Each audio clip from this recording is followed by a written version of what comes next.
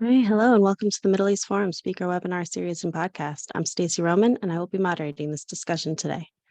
We are pleased to have Ms. Danielle Pletka, a distinguished senior fellow and formerly vice president of Foreign and Defense Policy Studies at the American Enterprise Institute, join us to discuss Is the Middle East Being Qatar-ized? Ms. Pletka will speak for 15 minutes and open it up for questions. Should you wish to ask a question, please use the Q&A box located at the bottom of your screen to type your question. And with that, I'll turn the discussion over to Ms. Danielle Pletka. Thanks. Thanks for pronouncing my name almost correctly, too. It's always a pleasure. So I was asked to talk a little bit about a piece that I wrote in Foreign Policy a couple of months ago called The Qatar-ization of the Middle East. Now, what does that mean? So the issue that confronts a lot of us who work on Middle East-related issues is the fact that Qatar seems to be a perennial spoiler. For any of you who are familiar with Al Jazeera, the Qatar government-backed news station, you'll understand exactly what I'm saying immediately.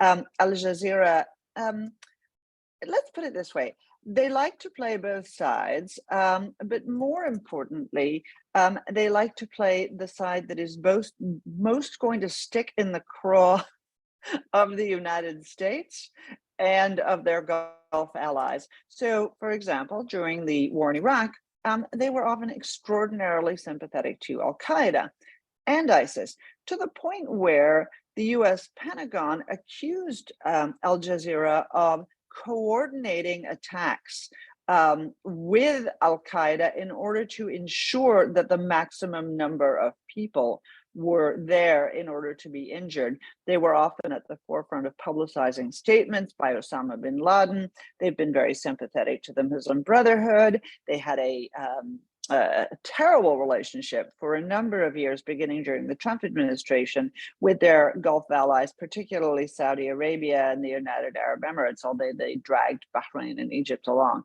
And that relationship soured over the fact that opponents of both regimes, whether it was the Saudi regime or it was the Emirati regime, were living and being supported by the Qatari government. Now, that's sort of one side of the story. They're also where the Taliban is. In fact, when the United States undertook negotiations with the Taliban prior to our disgraceful withdrawal from Afghanistan, it was in Qatar, where a lot of the Taliban figures are living, including those who have supported acts of terrorism against the United States. It's a kind of a difficult place. Now, that being said, it's also a place where the United States has an extraordinarily important airbase, where we have some pre-positioned equipment. We flew out of Qatar for a whole variety of operations that took place in South Asia and even in the Middle East. They've always afforded us great latitude in our operations out of Qatar, and the Al Udeid base works seamlessly with our Fifth Fleet, which is headquartered in Bahrain. We have a lot going on in the Emirates. And yet, here's Qatar really playing both sides. They've always, in addition to supporting Sunni extremists, been very warm towards Shiite extremists. And so they've always been very warm towards the Islamic Republic of Iran, which has caused no end of problems, not just with their neighbors, but also with the United States. Strangely, however, we tend to ignore that part of their behavior and just focus on their behavior that relates to CENTCOM, our military command that's headquartered in the Middle East and that most uses Al Udeid. It's a very funny sort of a place, and it's a funny relationship that they have with everybody. I use the word funny in the context of the Middle East, in which we have difficult relations with a lot of countries and good relations with a very few countries, but Qatar just sort of manages to walk on this balancing beam. For any of you who've ever walked on a balancing beam, that's not actually that easy. And it's extraordinarily easy for one side or the other to take their finger and poke you and knock you off. And yet the Qataris have not only maintained that posture, but they have done so quite successfully without alienating either the Iranians or the Americans And now again, we have a rapprochement, even with those four countries that sought to truly punish them for their positions: Saudi, the Emirates, Bahrain, and Egypt. So there we have Qatar in a nutshell. So why did I talk about the Qatarization of the Middle East? Well, for a number of years, since I would say the Obama administration, the United States has talked about pivoting away from the Middle East to Asia. And I always tell everybody the exact same thing. What is a pivot? A pivot is when you turn around and face something else, and therefore something is facing your back. That would be the Middle East. And obviously, they've never been particularly enamored of the United States talking about the pivot, let alone executing. But I would say Obama began this trend, but it was very seamlessly carried forward by Donald Trump, who also hoped to turn the American back on the Middle East. Now, what do we say when we're turning our back on the Middle East?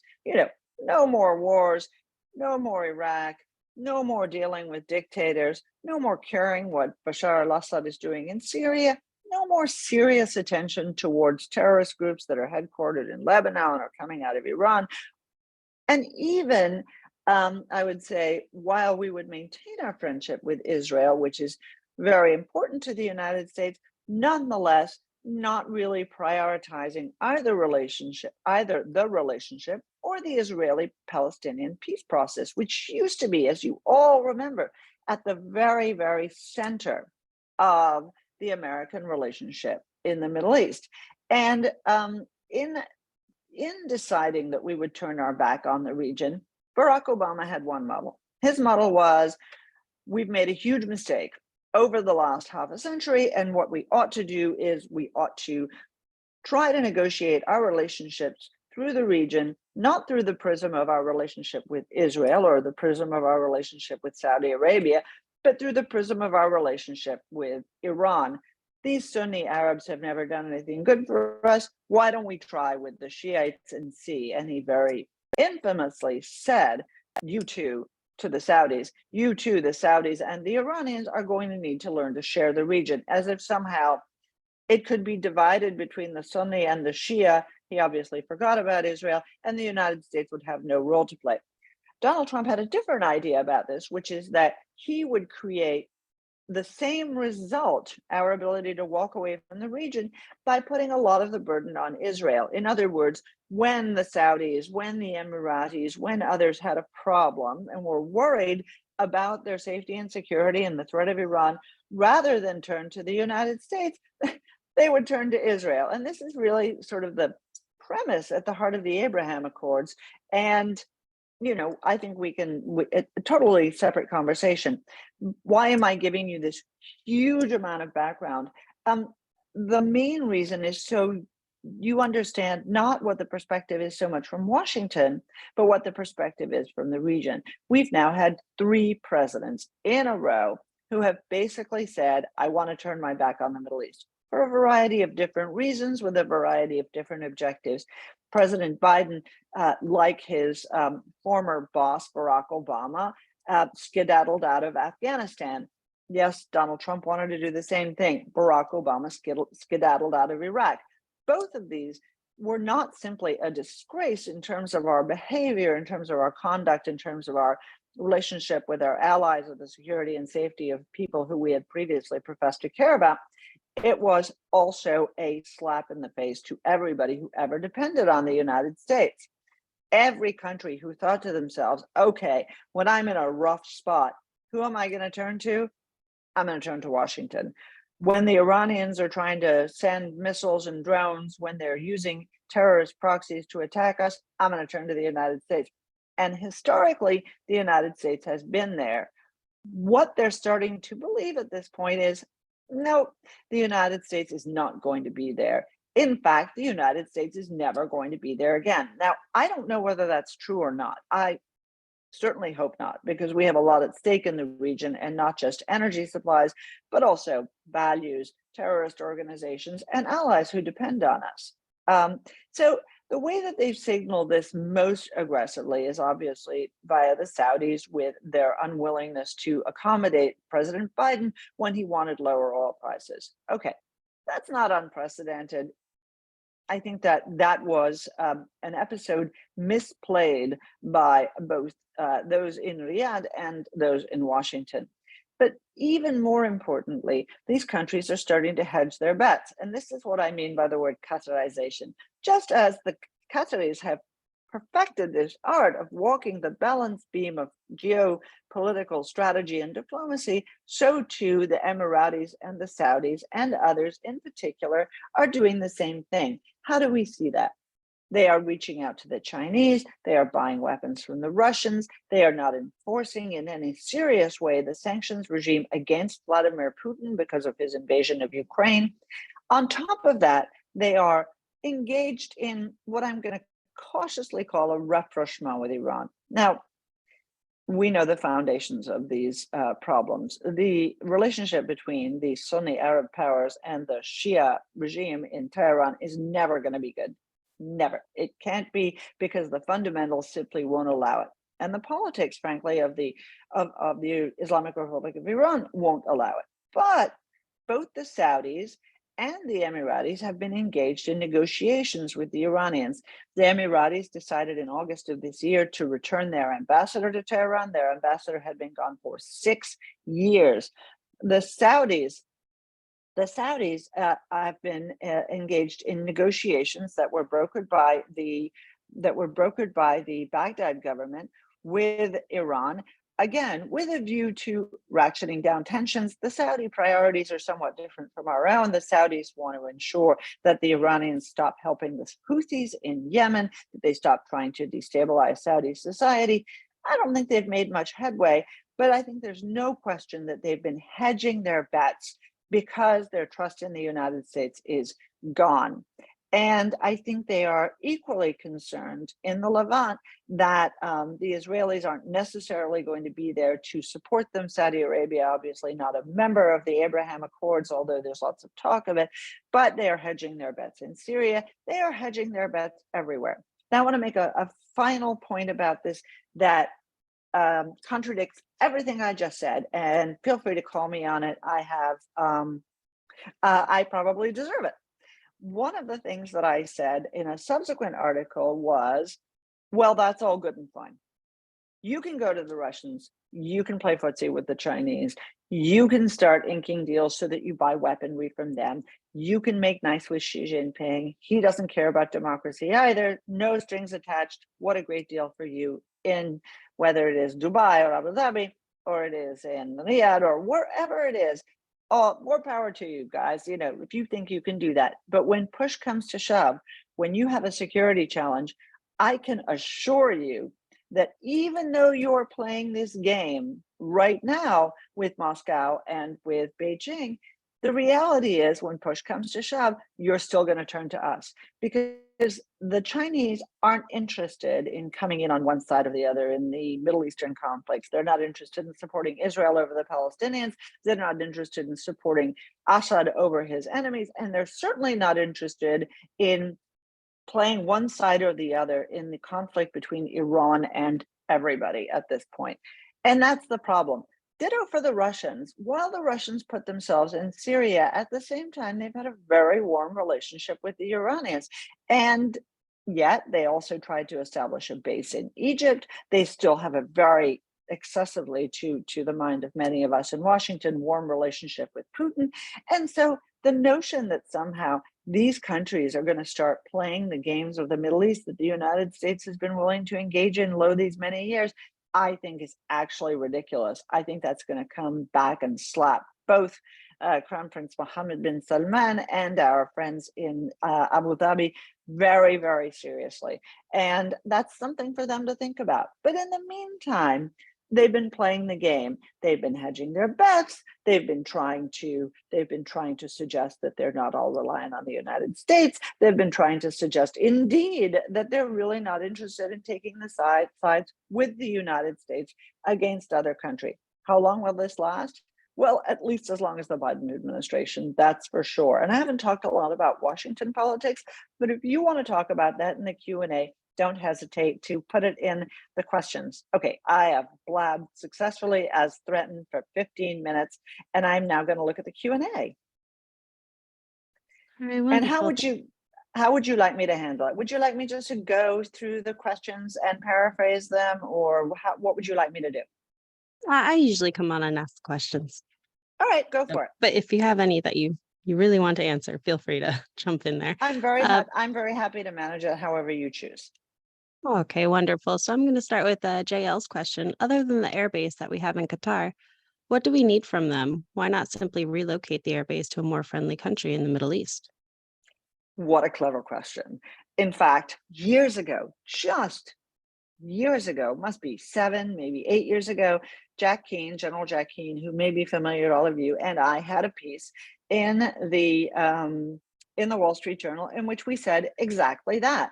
The late John McCain was also with his amigos, with Joe Lieberman, with Lindsey Graham, a champion of moving out of Qatar.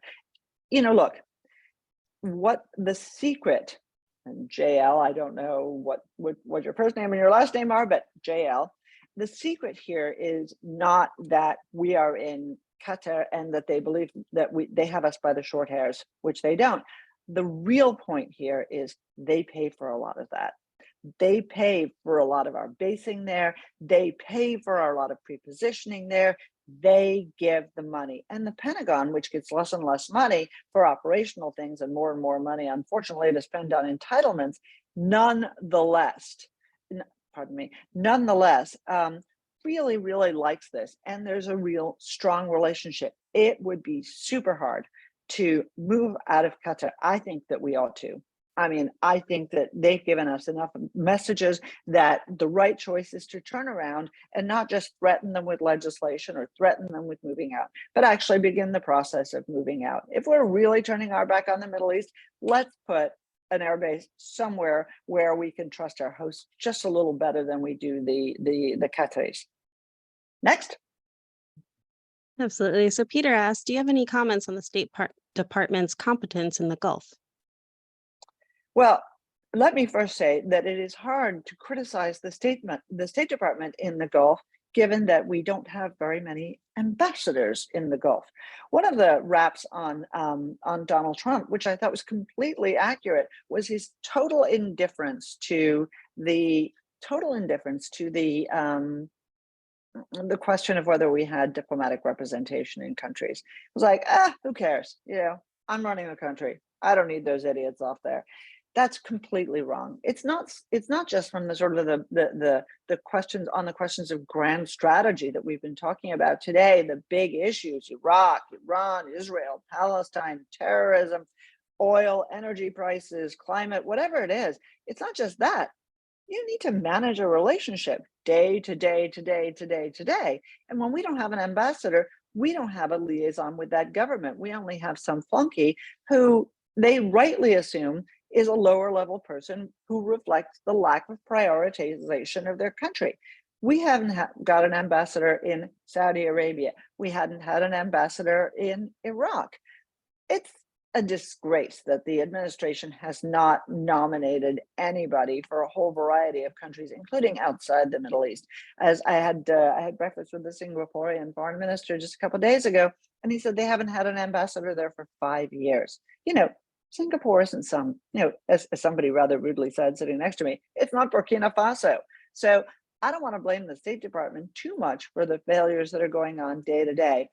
I do think that there is, I'm not a huge fan of how the State Department manages the relationship. I think we have a very good confirmed Assistant Secretary of State in charge of the Near East, who I like, Barbara Leaf, who may be familiar to you. She was at the Washington Institute for Near East Policy for a while after she resigned from the Foreign Service. She's a good soul. The problem is you can't be better than the president. You can't be better than the National Security Advisor. You can't be better than the Pentagon. And all three, if we can call the National Security Advisor and the White House two separate things, which they're not really, all three are terrible on these relationships, terrible on being reliable, terrible on understanding what it is the Iranians are doing to destabilize the region that really makes a lot of our erstwhile friends and partners nervous. So, I think there's lots of blame to go around, some with what Donald Trump loved to call the deep state, and some with the current White House that doesn't seem to prioritize actually having diplomatic missions anywhere. Next. Thank you. Larry Greenberg asked, if the U.S. wants to transfer its umbrella to Israel via the Abraham Alliance, how would this be accomplished? So that is a great question. I really do think that this was the conceit of the Trump administration. It's an interesting bit of the kind of nerd thinking that we do at the American Enterprise Institute, that the Middle East Forum engages in as well. And this is what is really behind a lot of the overtly stated strategies of various administrations. Now, for Obama, I'm not a fan of the JCPOA, the Iran deal, but I think Obama thought to himself, okay, all of you are bitching and moaning about the fact that Iran is so terrible, Iran is so destabilizing, Iran is building a bomb. Oh my God, they've got a bomb. They're 6 months away from a bomb. They're 4 months away from a bomb. It's really bad. I'm going to deal with it. I'm going to deal with the bomb. Now, again, I suspect most of us agree he didn't do a great job at that, but I'm going to deal with this bomb question. And then we're going to kind of put a line under Iran. We're going to put a line under the Middle East, and we're going to turn to other things that matter, right? I'm going to deal with your big problem, Iran. And then I'm going to deal with other stuff that matters more to the United States, like rising China, China's geostrategic threat to us. Fair enough. Again, I don't agree, but I think that was the conceit. I think that in many ways, the Trump administration wasn't dissimilar, right? What did they do and say? They were thinking to themselves, okay, what's the problem here? The problem is Iran. Okay, Iran is a danger. Iran is a threat. We're not going to make nice with Iran like Obama. What we're going to do is we're going to solve this problem whereby you all are so focused on fighting each other that you can't get together to fight Iran. Okay, so now let's get you together. Let's add Bahrain. Let's add the United Arab Emirates. Let's add Morocco. Let's add a whole series of other countries to the alliance with Israel. And then why don't you guys worry more about Iran? Why don't you guys take care of it? After all, this is your backyard, not ours, right? And I think a lot of that strategic thinking, what George Bush called strategery, was the idea still that we could kind of hand off, okay, guys, you worry about this. Maybe if you need us, let me know. But, we'll only think about it. We're not going to be there for you every time you have a sniffle. And I think that was the idea. Same in the Biden administration. So I think that's how they thought it would work. And to a certain extent, that is how it works. All those Arab states recognize that for Israel, this is an existential question. And therefore, if they coordinate with the Israelis, whether behind the scenes or overtly on Iran, then therefore they can also derive some of the protection that Israel demands for itself from Iran. So that's how I think it works. You all may say I'm overthinking this, and don't hesitate to email me afterwards and yell at me, dpletka@aei.org. Let's go on to another question.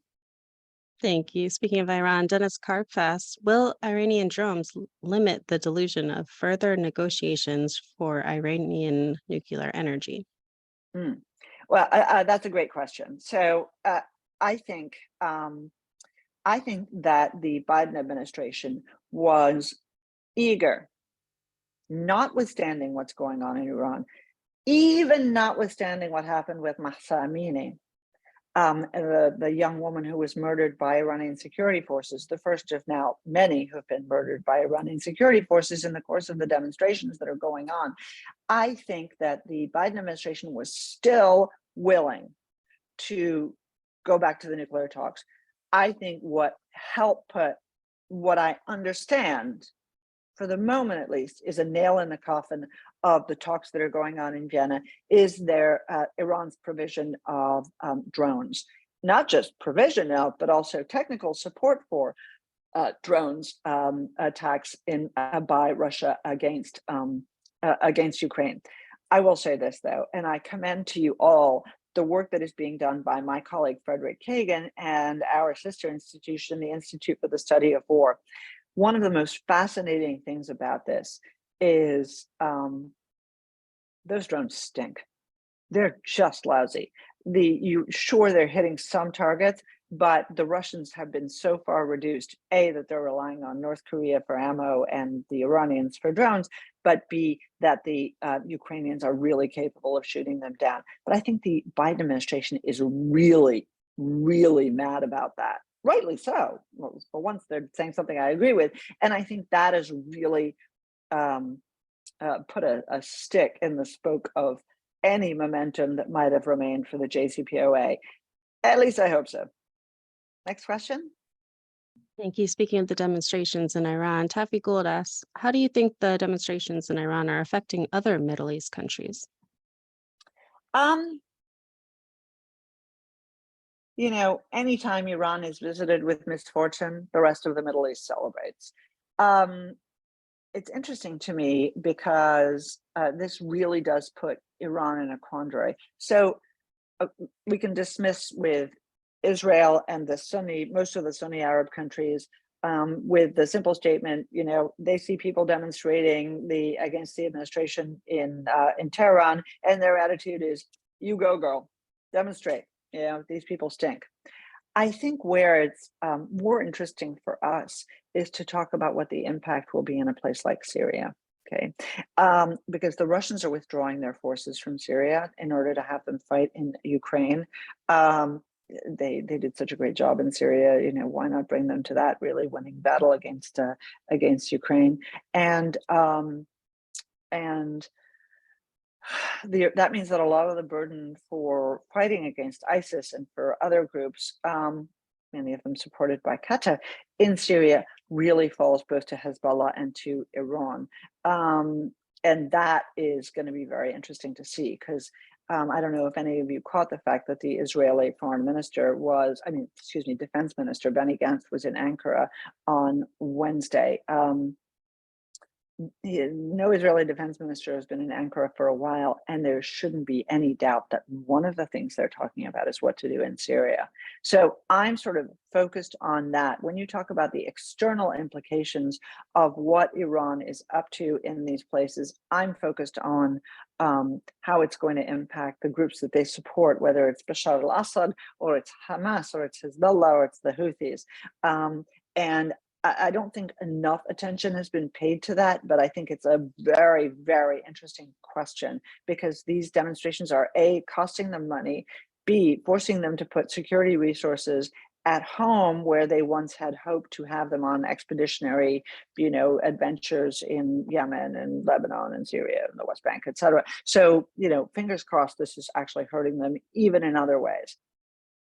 Got 2 more minutes. Thank you. I will try and be more succinct. Of course. Francois Limbont asked, are you saying that Qatar's attempt at Westernization has failed terribly to the point you suggest the U.S. exits Qatar? And I will follow up with, do you think the U.S. should pivot back, and should we continue to be involved in the Middle East? Well, I always think we should be involved in the Middle East. So the Socceroos attack on Qatar's human rights. Look, Qatar bought this World Cup. It's a disgrace. The fact that they were able to do that, the fact that they were able to pay the money, pay the bribes, and that absolutely no one involved was convicted. They were prosecuted, but they were not convicted of this is just gross. Truly, it is. And so, yeah, absolutely. Just as I was repulsed by the idea that we were holding Olympics in China at the same moment that they were threatening Taiwan, murdering Uyghurs, and doing whatever else it is they're up to in the South China Sea, where Hong Kong, you know, similarly in a place like Qatar, you should not have any doubt that a major sports event is like the Good Housekeeping seal of approval. It earns them money, but it also earns them lots and lots of credit. And it's a terrible thing. So I wholeheartedly agree that that groups should that we should not allow this to happen. There was the follow-up question, which is, should we repivot to the Middle East? Look, this is where I started just before I was about to answer. We're the United States of America, at least those of you who are Americans on this webinar. We're the United States of America. If we can't chew gum and walk, maybe our priorities are wrong. If we can't fund our Defense Department to deal with the threats against us that are coming not just from Moscow, not just from Beijing, but also from Tehran, from Al Qaeda, then we need some new management. We need some new management in the White House. We need some new management in the Pentagon. I don't think we can ever turn our back on the Middle East, and it's not simply because we don't actually buy most of our energy from the region. It is because trouble comes from the region. It is an unstable area, and every time we turn our back, they drag us back in with an event like 9/11, the rise of ISIS in Iraq. We shouldn't lie to ourselves. This requires maintenance. The relationship requires maintenance, and our enemies require us to keep our foot, if I may put it elegantly, on their necks. That is a really just stylish way to end this Q&A. Thank you for the great questions. I'm sorry for those that we missed. Absolutely. And before we go, can you tell our viewers where we can find some more of your work? Yes, absolutely. So as you all know, I'm at the American Enterprise Institute. That's www.aei.org. And you can find my work on our website. You can also listen to my podcast that I co-host with my colleague, Mark Thiessen, Washington Post columnist Mark Thiessen. It's called, and you'll all like this and appreciate it, What the Hell is Going On? It's a really fun and really great podcast. I commend it to you. We have a Substack that goes along with it, also called What the Hell is Going On? So you can find it anywhere, and I look forward to hearing from you. Wonderful. We've come to the close of our webinar. Thank you again so much for joining us today. Thank you. Cheers. Good moderating. And thank you to everybody for being here. Have a great weekend. You too. For our viewers, please be on the lookout for our weekly webinar offerings email coming out over the weekend. Thank you all for joining us, and I hope you have a wonderful day. Thanks.